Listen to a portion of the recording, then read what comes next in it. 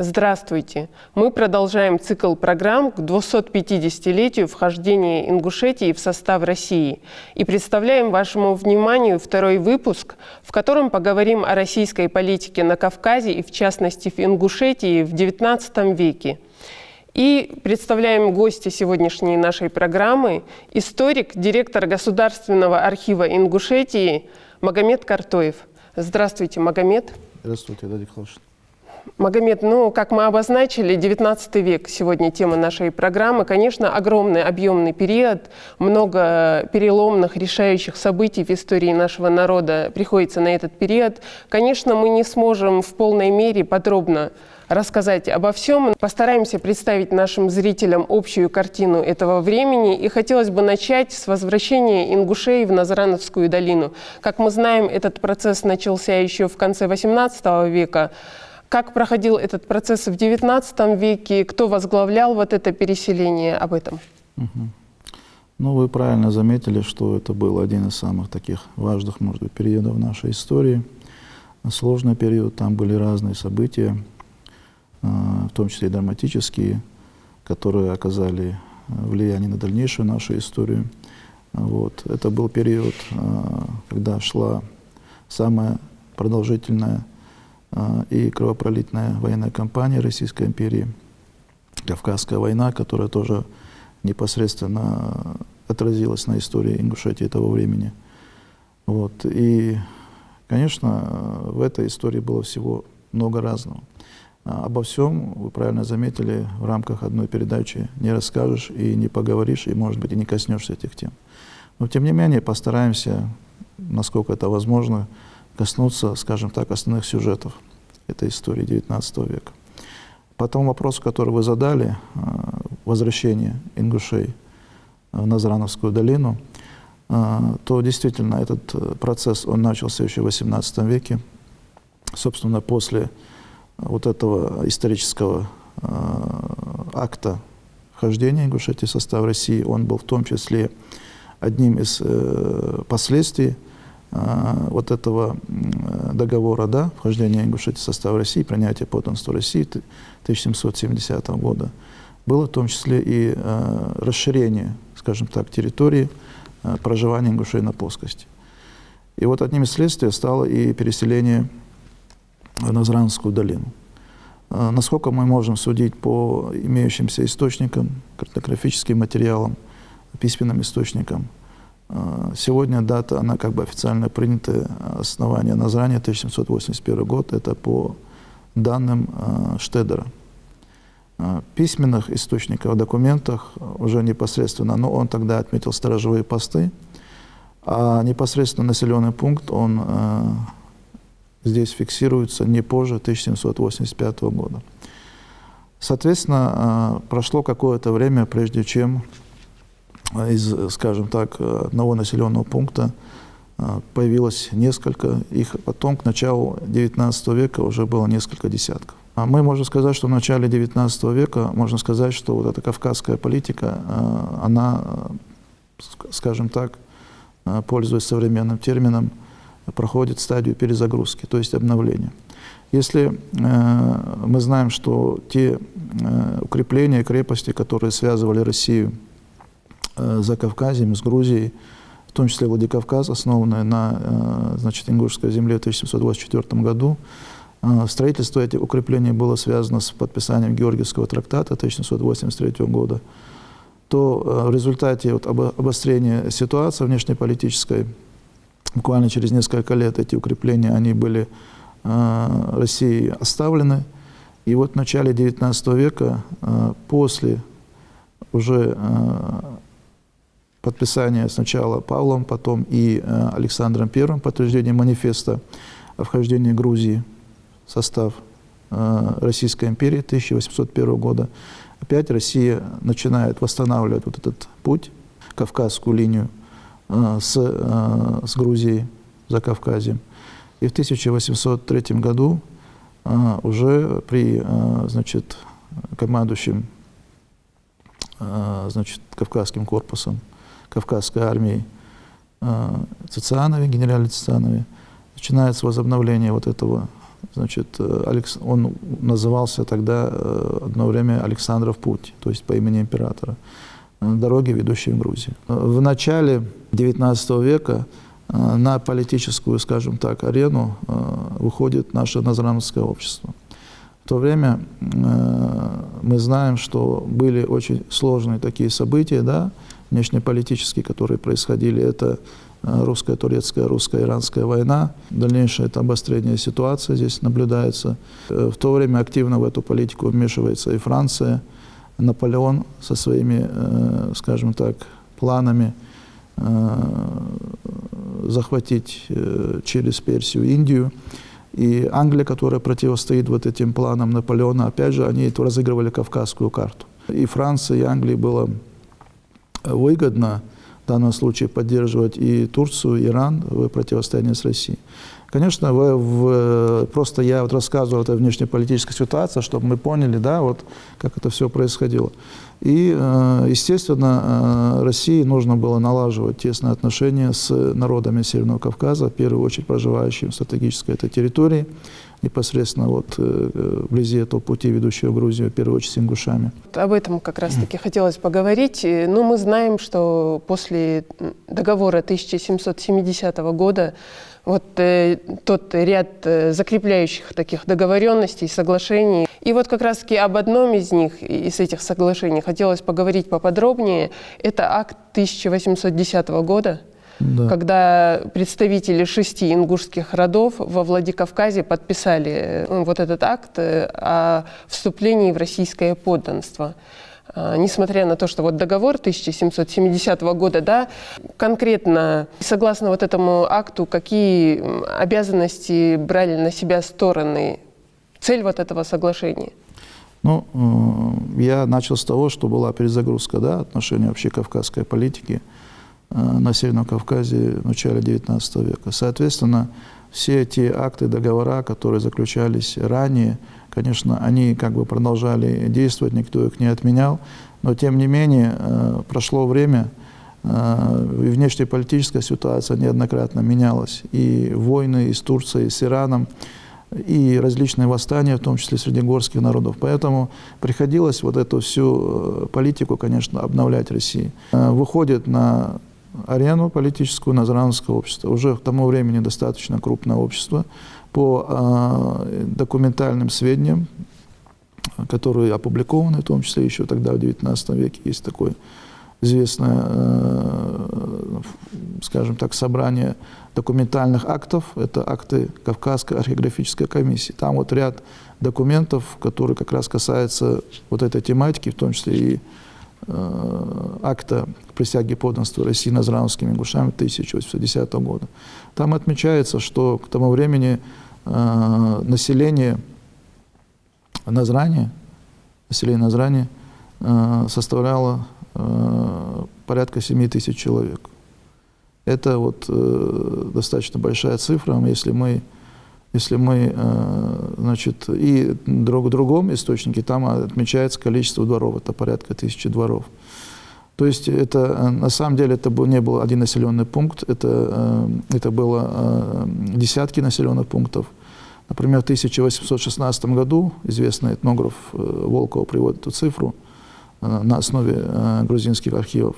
Там порядка 93 уже населенных пунктов в этой зоне. Не было, получается, вот такого единого понятия Назрань, да? Это мелкие хутора, получается? Ну, единое понятие Назрань – это название местности. Да. Был центр, да, это где позже возникнет укрепление как бы вот этой зоны. А так, в целом, это было целое общество, это территориальное общество, там было много населенных пунктов, и они расселялись такими небольшими населенными пунктами, как принято у нас говорить, хуторного типа, да, там в среднем каждый населенный пункт, он насчитывал где-то от 20 до 30 дворов, не более.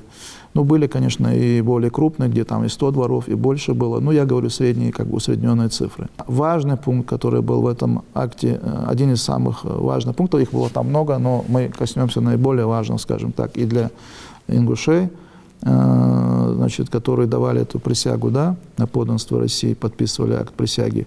И генерал-майор Дельпоца, который со стороны Российской империи давал поручительный акт значит, представителям Назранского общества, представленным в этом документе, как вы правильно сказали, Назранское общество непосредственно представляли представители 6 крупнейших тейпов, фамилий, которые проживали в Назране, но можно их назвать, это выходцы Таргимхой, выходцы из Таргима, Гекальцы, Цикмабухой или Оздой, это Квартой, Картоевы, это Евлоевы, вот, и Хамхоевы, то есть 6 фамилий.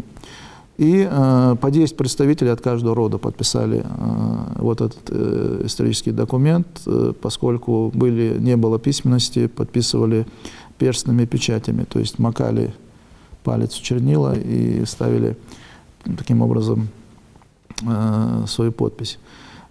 Что самое важное было в этом договоре с ингушами? Во-первых, для России очень было важно, скажем так, в сфере духовной перетянуть, склонить ингушей на свою сторону, поскольку в этот период активно шло распространение ислама среди ингушей. Уже существовали мечети, уже были первые представители духовенства, которые среди ингушей появились и так далее. Естественно, Российская империя не была, российская администрация в данном случае, да, здесь не была заинтересована, чтобы ингуши принимали ислам. Естественно, на Назране, на этом плоскостном обществе, активно в тот период распространялся ислам. И один из пунктов, важных пунктов, заключенных в этом договоре, он гласил: мечети не строить, мул не принимать.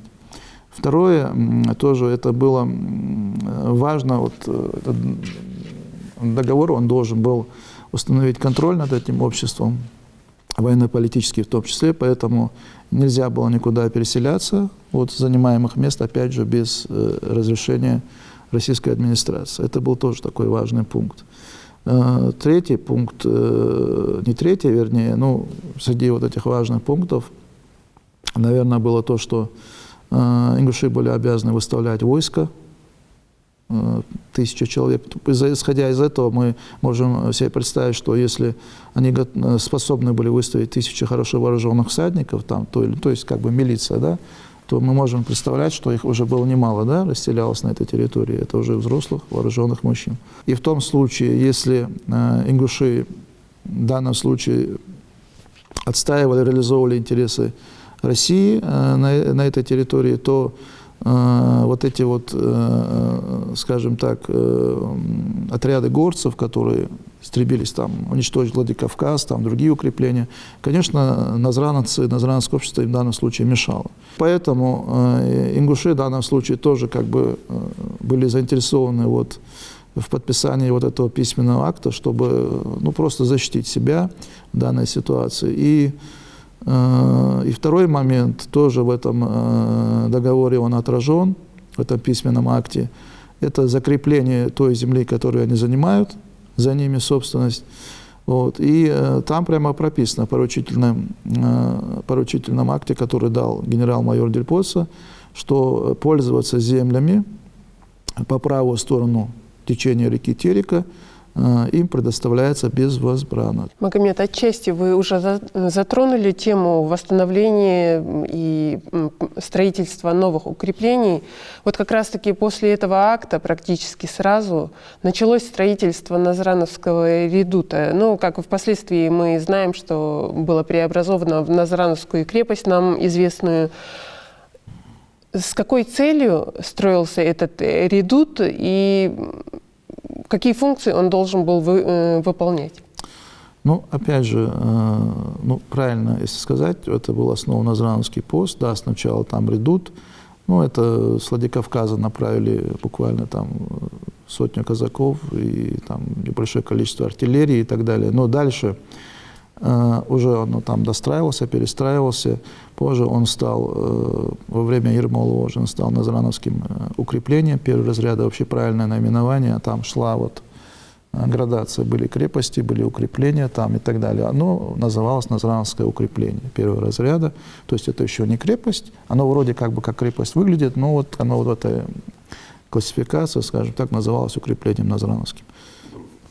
Естественно, оно играло важную роль и для России, и для Ингушетии, стало неким таким центром, да, российского влияния здесь, в Ингушетии, как Владикавказ, так и и Назранское укрепление административным центром, политическим центром, центром российского влияния, скажем так. Ну, и, естественно, это был военно-стратегический такой объект важный. Еще Штедер, опять же, возвращаясь, да, к XVIII веку, обратил внимание, что на это место, как стратегическое, что если бы здесь было укрепление, оно могло бы как бы контролировать все эти дороги, которые ведут там из Северо-Восточного Кавказа по всем вот этим направлениям, да, к военно-грузинской дороге и так далее. То есть поэтому оно и играло такую важную роль. Оно служило связующей коммуникацией с Владикавказом, с позже там основанными станицами по Сунжинской линии, вот вообще с Кавказской линии. И именно для ингушей оно сыграло такую роль, поскольку это был пункт, который, с одной стороны, Россия обеспечила их безопасность в соответствии с этим подписанным письменным актом, поскольку одно присутствие российского укрепления в этой зоне уже говорило о том, что население, расселяющееся вокруг вот этой крепости, оно является подданными России со всеми вытекающими отсюда последствиями. XIX век – это также Кавказская война, известная. И начало этой войны связывают с назначением главнокомандующим русских войск на Кавказе генерала Ермолова. Мы знаем, что это личность сторонников отношений горских народов, кавказских народов, сторонник радикальных мер и решительных таких военных действий. Вообще, как проходило вот это противостояние, ну и итоги Кавказской войны? Ну, вообще, да, наверное, сложно найти вообще в историографии, вообще истории Кавказа, историографии народов Северного Кавказа, темы более сложной, может, противоречивой, где разные полярные оценки, разные периоды, и, может быть, более политизировано, что ли, чем Кавказская война. Есть такое, допустим, да, вот представление, оно у нас и исследователями озвучивалось, что как бы оно общепринято Ингушетия, так активное участие в Кавказской войне на стороне, скажем так, горцев не принимало. Как бы она выполняла свои обязательства, там, заключенные договора. Да, оно есть с одной стороны, но с другой стороны мы должны себе представлять, что из себя представлял, собственно, Ингушетия. Вот если мы берем разные совершенно источники, то мы можем себе представить, что из себя представляла Ингушетия того времени. Это крупное плоскостное общество, скажем так, центр, да, Назранского общества, которое находилось между двумя важными крупными укреплениями, крепостью Владикавказа и, значит, Назранским укреплением. Тут как бы своя история. Карабулакское общество, тоже крупное общество, которое образовалось чуть ранее, скажем так, Назранского общества, поскольку еще примерно даже, можно сказать, синхронно оно образовалось именно в плане их расселения в районе Сунжи, освоения вот этих плоскостных земель. И это общество, оно частично как бы находилось на территории контролируемой Российской империи, было тесно связано с Назрановским обществом. Это если мы берем такие населенные пункты, допустим, как Эльдер-Галы, да, будущий Карабулак там. Если мы берем Серали-Юрт, это будущее Троицкое. Если мы берем Кури-Юрт, ну и ряд других населенных пунктов, которые лежали вот по Сунже, они, естественно, были тесно связаны с Назранским обществом и находились всегда на территории, которая контролировалась российской администрацией. Но был ряд населенных пунктов, которые находились в лесистых там предгорьях и так далее. Это и Галашевское общество, это и Карабулакское. Галашевское общество тоже как бы тесно связано с Карабулакским обществом, которые, собственно, находились на территории, где постоянно происходили эти военные действия в период Кавказской войны, которые в том числе ходили одно время, скажем так, в 40-х годах, в территорию, которая контролировалась имаматом, то есть они как бы являлись частью земель имамата Шамиля. Поэтому северо-восточная часть Ингушетии, она как бы участвовала активно вот в этих действиях военных, и воевали они на стороне войск имама Шамиля. То есть это все, это говорит о всей сложности вот этой Кавказской войны, и здесь не может быть таких однозначных подходов. Это был период, когда активно период, вот начальный период, скажем так, возникновения вот этих идей мюридизма, газавата в Дагестане, когда был первый имам Гази Мухаммед или Казимулла, он тоже пытался разыгрывать в том числе вот эту карту с населением ингушей, привлекая вот этому движению, пытался пробиться к Владикавказу. Естественно, нужно было российской администрации вот эту горную зону там укрепить свое влияние. Если в Назране, вот на плоскости, здесь с этим как бы проблем не было, но вот горная часть, она была более, скажем так, независимой, поэтому нужно было здесь тоже как бы закрепиться. Естественно, предпринимаются вот эти экспедиции генерала Абхазова, в результате которых там много населенных пунктов, мы знаем, да, вот эту историю, к сожалению, и башни взрывались, и посевы уничтожались. То есть это вот такая вот одна. Это все было в нашей истории, об этом тоже надо говорить, это нужно знать. Потом вот эта территория горной Ингушетии, она была включена в систему российского управления. Тем не менее, это был сложный процесс, и пришлось в результате того, что вот эта система, она не прижилась, пристав был убит в горной Ингушетии, Константинов, в результате вот восстания, и пришлось в 1932 году им повторять опять же вот эту экспедицию, уже непосредственно возглавлял ее командир отдельного Кавказского корпуса генерал-адъютант Розен. Но с другой стороны, в тот же период Кавказской войны действовала ингушская милиция. Противостояние, да, с горцами Северо-Восточного Кавказа, да, применялось активно. Вот этот акт присяги 1810 года, который назранские ингуши подписали, можно смело говорить о том, что они его не нарушили, поскольку в этот период Кавказской войны никаких таких острых здесь волнений, противостояний против России не было.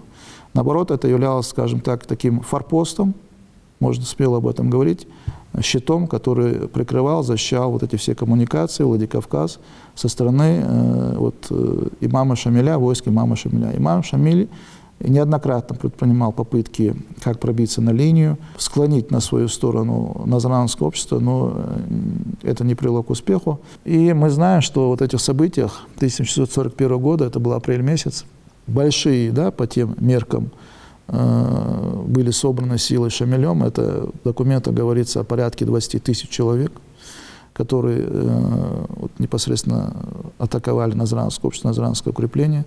Насколько вот документы свидетельствуют, в основном и это сражение, оно было выиграно за счет вот именно активных действий назрановцев. И в результате этого, что происходит дальше? В 1641 году, в том же году, по указу императора, за вот этот подвиг, боевой подвиг, назрановское общество было отмечено, скажем так, высочайшей наградой, почетным военным знаменем. Когда мы говорим о том, что вот в договоре 2010 года один из пунктов был, чтобы ингуши не принимали ислам, но, опять же, надо понимать, что это было продиктовано той ситуацией, да, которая вот складывалась на тот период. Потом уже, естественно, прекрасно понимая, что этот процесс остановить нельзя, уже Россия как бы не препятствовала этому активно так, но параллельно с этим пыталась вот эту политику христианизации, то есть крещения, да, назрановских ингушей, возобновить. Это то, что в XVIII веке еще шло со времен Остинской духовной комиссии 1744 года.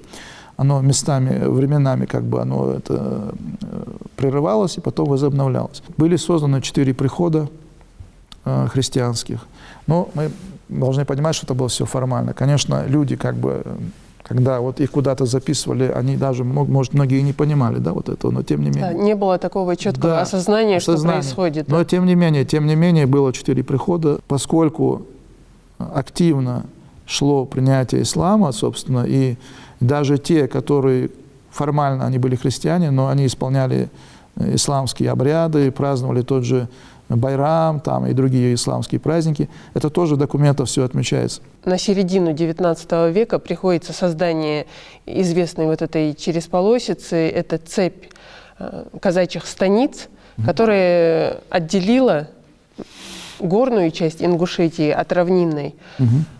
С какой целью была создана эта цепь, какие населенные пункты, станицы были образованы, и, как мы знаем, образовывались они на месте ингушских поселений. Вот на месте каких поселений ингушских, какие станицы образовались и с какой целью, и как вот это все проводилось? Ну, вообще вот эта политика строительства Сунжинской линии укрепленная, мы знаем, что со времен Ермолова, да, вот это тогда были построены и эти укрепления, и Грозное, и потом пост, да, Назранский, редут, который стал Назранским укреплением и так далее. Она и дальше как бы имела свое продолжение, уже понимая хорошо, что вот эту территорию контролировать, чтобы здесь создать перевес в лице лояльного там населения. Вот эта политика, она как бы продолжалась и в период, вот, дальнейший период Кавказской войны. И здесь нужно было Российской империи расселить именно казачье население, вот, и создать здесь вот эти вот стратегические пункты в лице вот этих станиц, и разделить, да, территории, да, горцев, чтобы проще было, допустим, установить свое влияние и так далее. Ну и в данном случае в середине 40-х годов начинается вот строительство вот верхней Сунжинской линии. Это от селений, от станицы Сунжинская, которая была основана в 1945 году на месте бывшего ингушского поселения Кури-Юрт, которое относилось территориально к Карабулакскому обществу. Но основателем этого селения, насколько мы можем судить, да, по различным данным, является выходец как раз-таки из Галгайского, да, горного общества, из фамилии Леймоевых, Кури-Алиев. Второй населенный пункт, вторая станица, это станица Троицкая, тоже она была основана вот в этом же 1945 году на месте бывшего селения Серели-Юрт в 1943 году, как я сказал, да, было основано укрепление Волынское, а уже там, уже на укреплении, рядом с укреплением Волынским, возникает станица Троицкая. Вот. Кстати, вот я возвращаюсь к станице Сунжинской, это был центр вот этих всех первого Сунжинского казачьего полка. Там находилась штаб-квартира полка. Непосредственно шефом, да, скажем так, командиром это был генерал-лейтенант Слепцов, известный. После того, как генерал Слепцов погиб в 1951 году, станица Сунжинская в честь него была переименована в конце 1951 года в станицу Слепцовскую. Под этим именем она существовала до советского периода, когда она уже была переименована в станицу Орджоникидзевскую. Позже, уже в начале 60-х годов, здесь основывается станица Нестеровская. Ну и так далее. То есть это был период, когда вот эти активные станицы, начиная с 40-х годов, и уже окончательно последние станицы уже были основаны в период, когда вот ингуши были выселены с территории современного, скажем, пригородного района, это Тарская долина, это Верховье Камбелеевки, Сунжи, вот Ахкиюрт, вот этих всей местностей. И вот это была построена цепь станиц, которая соединила Владикавказ и Сунжинскую линию. Горная часть Ингушетии, тем самым она была практически отрезана от плоскостной. Восточное общество ингушские, они были отрезаны от западных обществ. То есть вот таким вот образом. Если так посмотреть, то ингуши, как бы, они расселялись небольшими, да, населенными пунктами на достаточно большой территории. Это было своего рода такое фермерское хозяйство, можно сказать, потому что каждый, как бы, он обладал какими-то, да, своими землями по праву первопоселенца. У них там много скота держалось там, и так далее. То есть это был вот один такой сформировавшийся нормальный хуторной тип, да, расселения, да, который как бы вот он планомерно развивался. Но он соответствует и нашему менталитету, когда вот глава, да, такой тут получилось, что им нужно всем расселяться на конкретные, да, места, которые указывает правительство, в большие населенные пункты. То есть из разных мест люди сгонялись в одно место. Ну, вы понимаете, насколько это сложно, да, когда вот все нарушается. И мы знаем, что и на этот период, Магомед, как раз-таки приходится укрупнение, ликвидация мелких хуторов на период 19 века. Это как раз об этом мы и говорим. Соответственно, в то же время, одновременно с этим должно было полностью остатки населения Галашевского ущелья Оттуда все должно быть тоже было выселяться, потом, поскольку там тоже вот это отдавалось под казачье поселение, там тоже возникают там, да, станицы, которые позже, правда, казакам там было сложно жить, они оттуда ушли. Ушли, но земли остались за ними, и ингуши уже арендовали, и там уже новый этап заселения вот этого территории по Астинскому ущелью, нынешней, да, Галашки, Мужичи, Алкун, и много других хуторов, которые существовали между Датых, между Фортангой и Асы. Возникают уже позже, 70-е, 80-е, 90-е годы. Точно так же, как и на территории вот, пригородного района. Но, естественно, вот это вызвало вот эту волну возмущения. То есть ингуши увидели как бы ограничение, да, своих прав в этом во всем. Нарушения, скажем так, наверное, и договоренности, которые как бы были, что вот они проживают на этой территории, это имеют право пользоваться вот этими землями, а тут получилось, что уже без них это все решалось. Им нужно было просто переселяться туда, куда им укажут. Вот ситуация, она для нас складывается не столь благоприятно, как бы, потому что вот эти отношения, они были немножко вот этим нарушены. Вот, и в результате восстания, кстати, оно в царский период, традиционный период, оно в историографии проходит как возмущение. То есть, опять же, видишь, разные периоды, оно как возмущение, как восстание. Советский период, о нем уже начали говорить как о восстании. И было лишено Назранского общества знамени, которое им дали в 1941 году. Правда, позже его вернули, в 1963. Вот, и обложено податями. То есть, вот эта вот репрессивная машина, она заработала. Ну, вот это тоже было в нашей истории. Оно было вот реакцией на вот эти все события, которые происходили. Потом ингуши были объединены, вот эти крупные населенные пункты. Назначены туда были правительственные старшины. Это вот те населенные пункты, которые мы сегодня знаем, они образовались. Вот. И вот эти все мелкие населенные пункты, хутора, они были включены в состав населенных пунктов.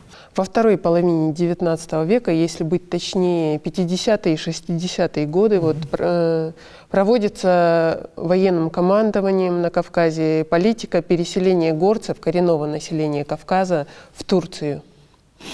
Ну, мы знаем, что население на это шло, кавказское население, потому что отчасти вот вся предыдущая политика к этому подвела. Нехватка земли, острая проблема, одна из основных причин, по которой соглашались кавказцы на переселение в Турцию. Вот как проходил этот процесс? Вообще цель политики переселения, как проходил этот процесс и итоги вот этой политики? Но мы все это охватить не сможем. Да, в общих чертах. Прежде чем вот вы упомянули, да, нехватка земли, мы должны себе представить, что из себя представляла, да, допустим, Ингушетия в этот период. Ингушетия, но в 1860 году, уже после окончания, да, войны на Северо-Восточном Кавказе, здесь происходит крупное, да, административно-территориальное преобразование. Северный Кавказ, вот Центральный Кавказ включается, да, в систему российского управления. Вот, и образовывается Терская область. Туда входят округа, в том числе Владикавказский округ, куда относились ингуши. И в 1862 году по новому положению Терской области образовываются вот эти, ну, это была политика, скажем так, военно-народного управления. Были созданы вот эти округа, которые даже наименование получили по названию народов, проживающих в Северном Кавказе. Был образован военно-ингушский округ, который существовал с 1862 года. И этот период именно переселения в Турцию, в частности ингушей, он происходил именно в период существования этого ингушского военного округа. Когда говорят о переселении ингушей, говорят, конечно, о карабулаках в первую очередь. В массе своей именно они переселялись. Из чуть более 1500 дворов, если я не ошибаюсь, цифры меня не подводят, там только порядка более чуть 100 было назрановцев. Остальные это были, естественно, карабулаки. Вот. А выселялись жители, правильно если говорить, как вот оно в документах присутствует, карабулаки, это переселялись жители Карабулакского участка Ингушского военного округа. Эта политика, естественно, она была направлена на, как это объяснялось, нехватка земель. Вот, нужно было куда-то вот это излишнее население выселять. Потом это последствия Кавказской войны, то, что население частью не было готово к ведению вот этой системы российского управления, к новому укладу жизни. Оно было, можно сказать, даже где-то вот противилось этому, поэтому хотелось им переселять туда, где было, да, мусульманское государство, в частности, это Османская империя, вот, чтобы там жить там по законам.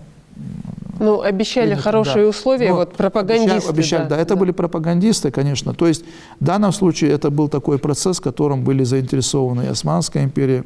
Там были, у них были свои планы использования вот этого населения, да, противостояния той же России.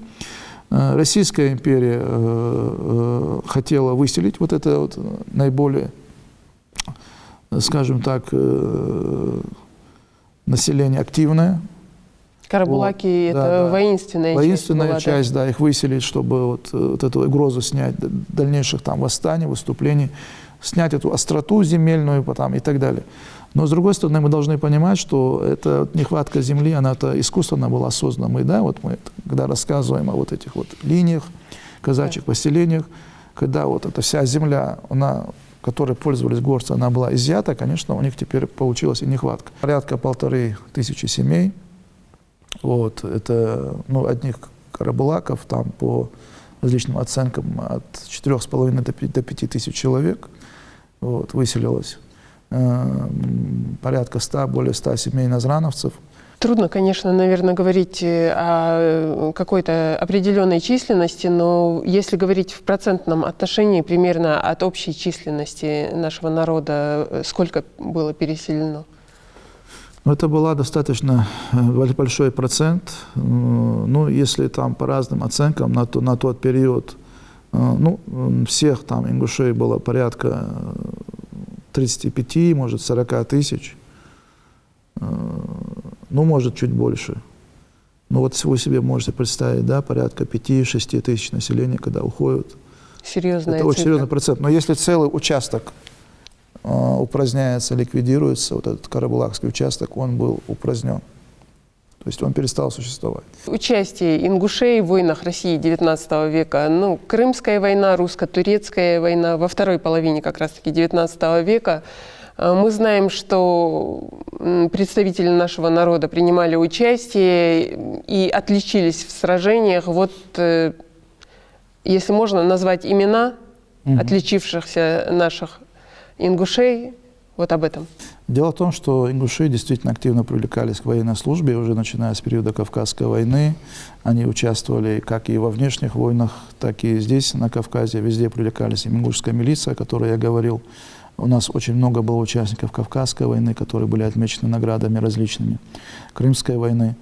Но если говорить вот так, ближе, так скажем так, к концу XIX века, то, наверное, нужно сказать, вот переходя буквально вкратце, о русско-турецкой войне.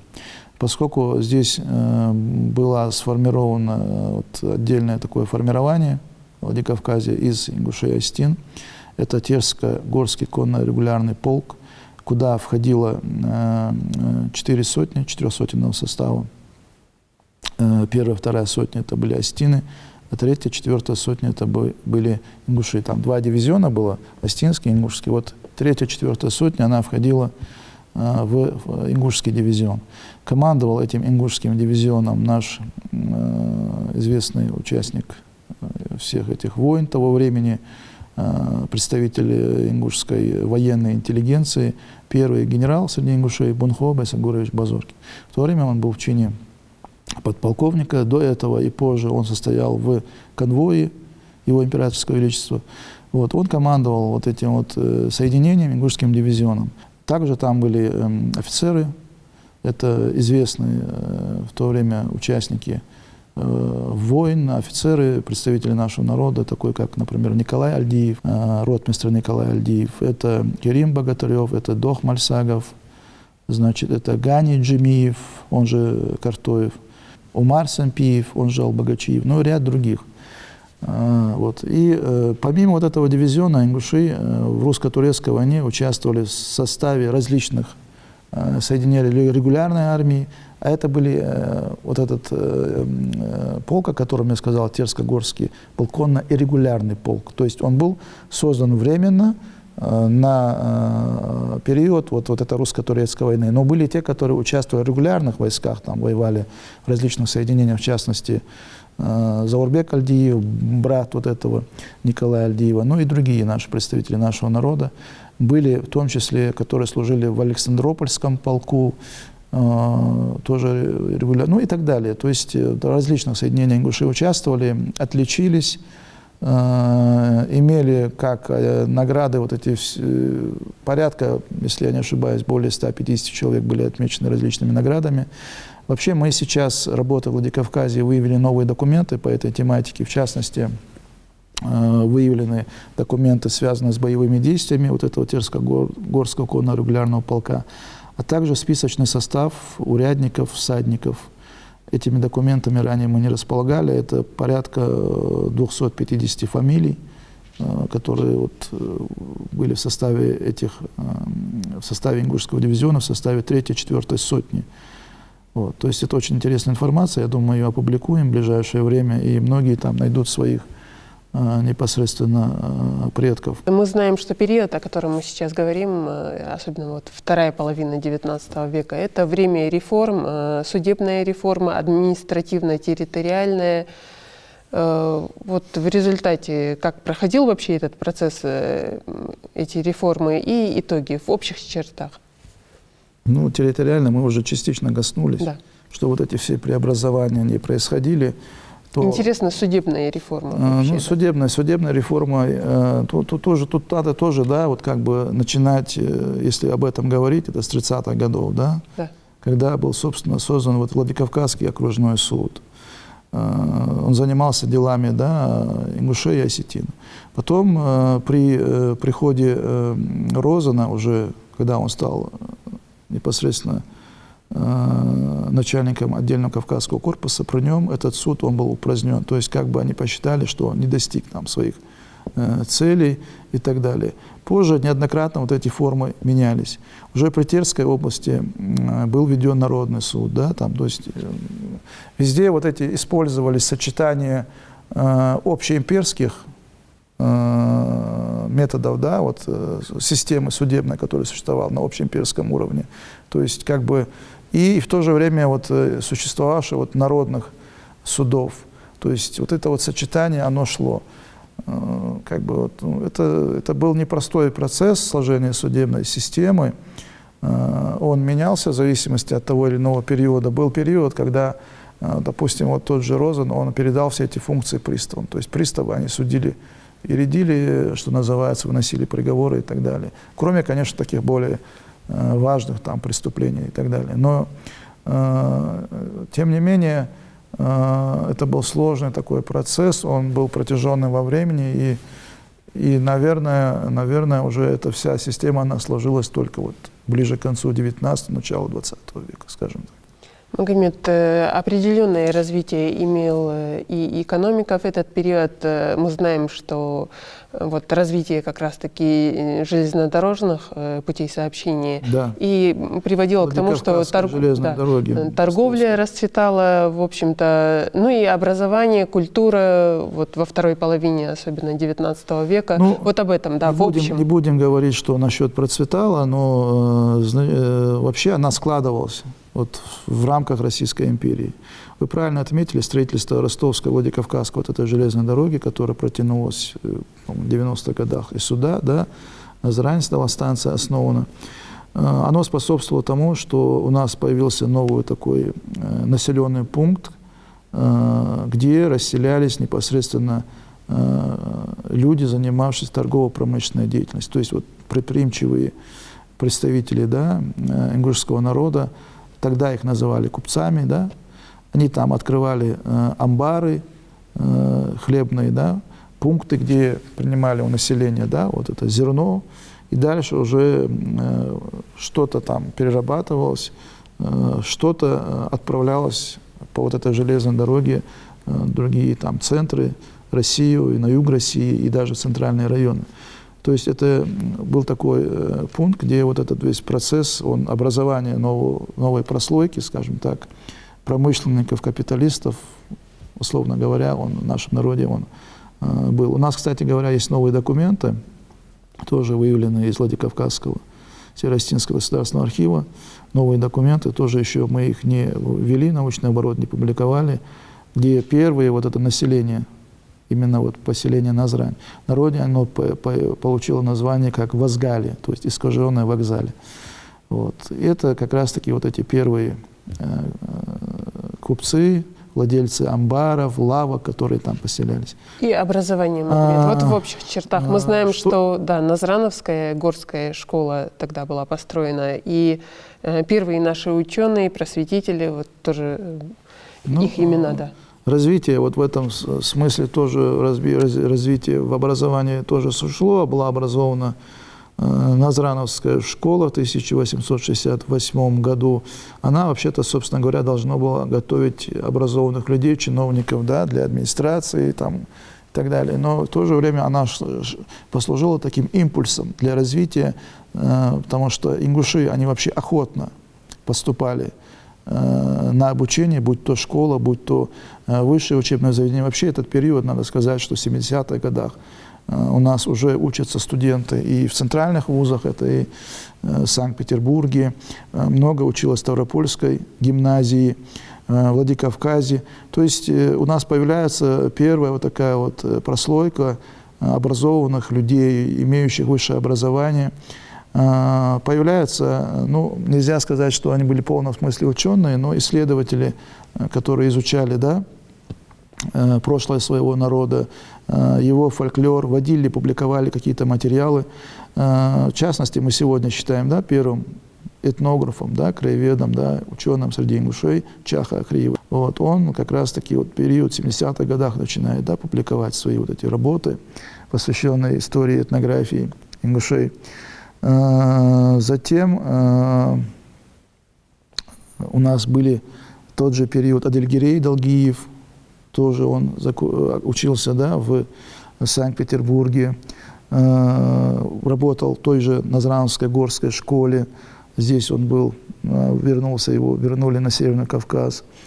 Албас Тутаев, первый тоже, можно сказать, что этнограф, потому что он много работ там, да, Галгаевский календарь, там, вот, и другие, которые посвящены вот именно прошлому нашего народа. Асланбек Базоркин. Ну и таких было, знаете, у нас еще такие были, но нужно сказать, что и о военной, да, интеллигенции, поскольку вот именно получая военное образование, они в то же время получали как-то общую грамотность, вот, и среди них тоже появлялись первые, скажем так, исследователи, может быть, прошлого своего народа, интересовались, которые своим, и это все тоже как бы у нас было, происходило. Магомед, вот наша программа подходит к концу. И хотелось бы, чтобы вы подытожили то, что мы сегодня обсудили с вами, к примеру, в плане дальнейших исследований по этому периоду. Как мы знаем, Государственный архив даже в последние годы, ваши сотрудники, также те наши ученые, которые активно сотрудничают с вами, много в этом направлении сделали. Вот планы насчет дальнейших исследований и по этому периоду, и вообще. Вообще воссоздание нашего историко-культурного документального наследия является для нас архиважной, государственной и самой, может быть, такой приоритетной задачей в развитии нашего государственного архива, архивной службы. Теперь уже у нас государственная архивная служба вот, восстанавливается, будут работать, уже будем в новом статусе. Но у нас планы, конечно, в этом плане большие, все будет зависеть от финансовых возможностей. Я надеюсь, они у нас будут складываться, в том числе с привлечением как и средств государственных программ, так и внебюджетных источников. Есть большой план по всем этим направлениям. В частности, XIX век, он очень интересен, поскольку очень много чего, конечно, мы уже знаем, много чего введено в научный оборот, но также и много документов, которые еще предстоит выявить, предстоит их ввести в научный оборот, вот, и довести, скажем так, до исследователей, чтобы они активно использовались в работе. Вот сборник здесь лежит, кстати, вот вы положили «Ингушетия политики Российской империи на Кавказе, 19 век». Мы его издавали в 2014 году. Я думаю, что вот эту серию, посвященную 19 веку, мы обязательно продолжим, поскольку здесь в основном документы, они касаются периода Кавказской войны, но есть не менее интересный период второй половины XIX века, который тоже У нас много документов по этому периоду, и тоже надо их вводить в научный оборот, нужно необходимо публиковать, чтобы они использовались исследователями. Ну, в общем, эта работа будет нами продолжаться. Да, Эндель. Магомед, мы благодарим вас за то, что вы пришли, ответили на наши вопросы. Вам и архиву, возглавляемому вами, огромных успехов. Это огромный труд, который вы сегодня делаете, очень значимый. Спасибо вам, сотрудникам архива, за вот эти прекрасные издания, которые мы видим. И надеемся, что скоро увидим еще и мы, и наши зрители. И спасибо, конечно, нашим зрителям за внимание. Мы напоминаем, что это был второй выпуск из цикла программ к 250-летию единения Ингушетии с Россией. Всего вам доброго.